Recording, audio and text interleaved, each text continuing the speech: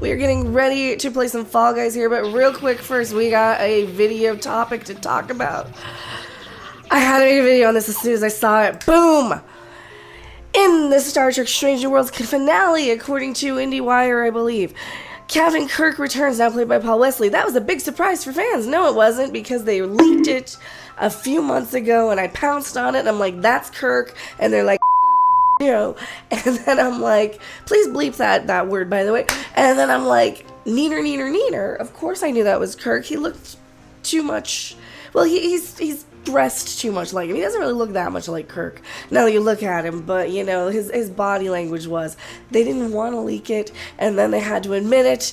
Co-showrunner Akiva Goldsman said Wesley would only be playing the character in season 2, proving once again that they are liars. They're lying. They are liars. They are liar, pants on fire. Fire. Liars. They're liars.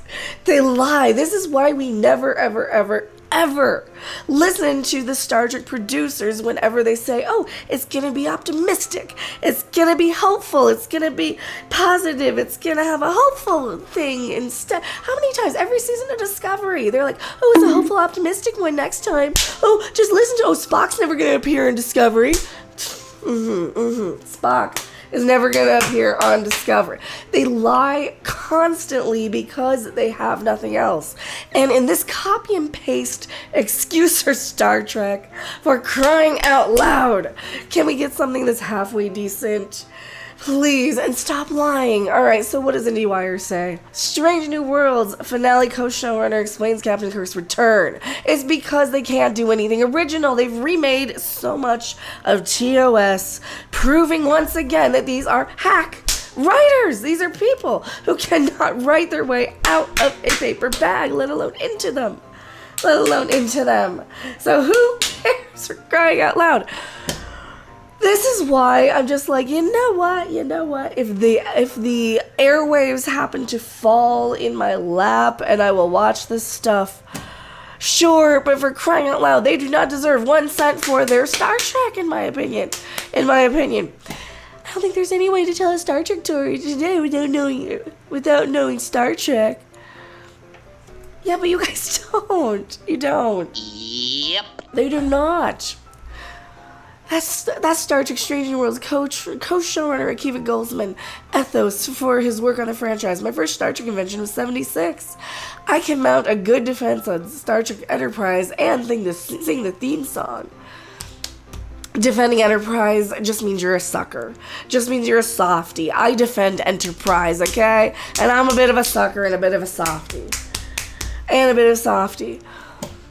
And seriously, that's the worst theme song. It has not been a long road getting from there to here. That song is the worst in the whole franchise. Like, I would never want to hear that again. I do not have faith of the heart. I don't care about faith of the heart. If fans have been particularly taken with Strange New Worlds, a show set 7 years before ETOS, and starring a superlative Anson Mount as the Enterprise's final pre-Kirk captain, Christopher Pike, it is because this creative team seems especially to care about knowing Star Trek, not just the lore, but the tone.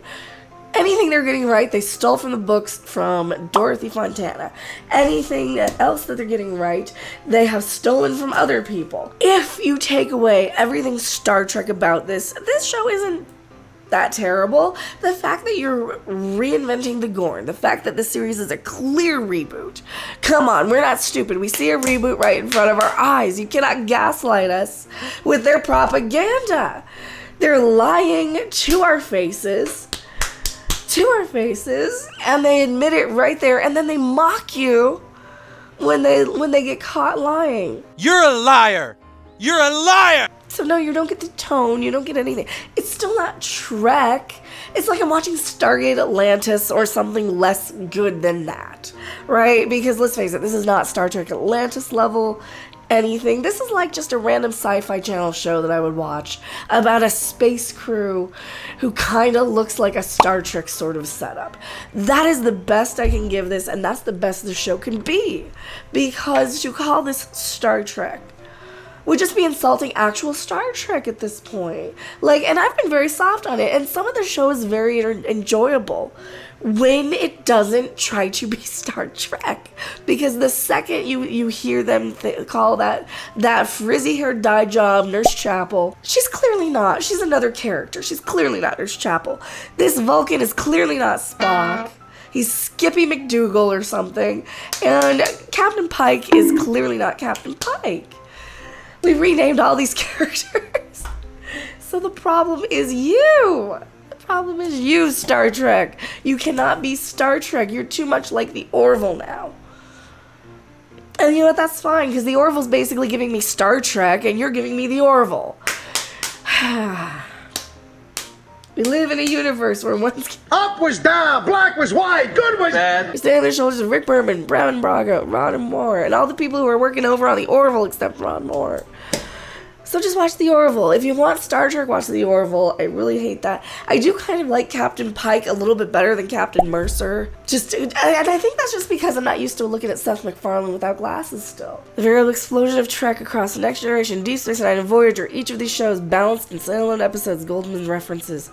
Oh, Henry, for the way that often come together, a hammered but poem of sharp plot twist. Oh, you're just making comparisons based on what you interpret Star Trek to be.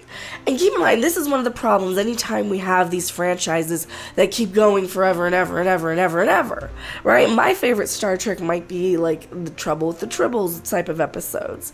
And other people's favorite episodes might be like the Darmok episodes when we have Star Trek. And everybody's going to kind of have their interpretation. Look at freaking Lower Decks, for crying out loud. Their interpretation of Star Trek is what are the people doing behind the scenes?